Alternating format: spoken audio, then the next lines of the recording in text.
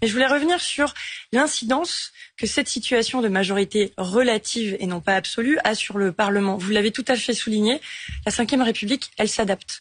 Elle s'est complètement adaptée. 1986 est un très bon exemple. On parlait de chaos. On ne savait pas comment ça allait être pratiqué. Alors après, les acteurs ont pu jouer avec la Constitution. On se souvient des ordonnances. Voilà, le président Mitterrand ne voulait pas signer telles ordonnances, etc. Mais au final, la cohabitation à plusieurs reprises s'est très bien passée. Donc aujourd'hui, ce qui me réjouit, c'est que ça va se passer où? Ça va se passer au Parlement.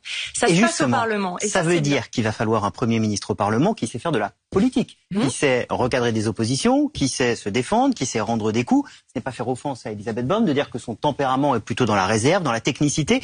Elle est aussi dans la pugnacité. Pour vous, elle est capable de faire face oui, dans j'ai un peu travaillé avec Elisabeth Borne, elle est aussi pugnace. Donc en fait, on n'est pas obligé, aussi à situation inédite, on peut aussi revoir quels sont les caractères qu'il faut pour pouvoir concilier. Et je pense, et je reviens sur cette notion de dialogue, favoriser le dialogue, c'est pas favoriser justement une opposition d'opinion systématique. Au contraire, c'est essayer de... Si tant est qu'en face, on a envie de parler aussi.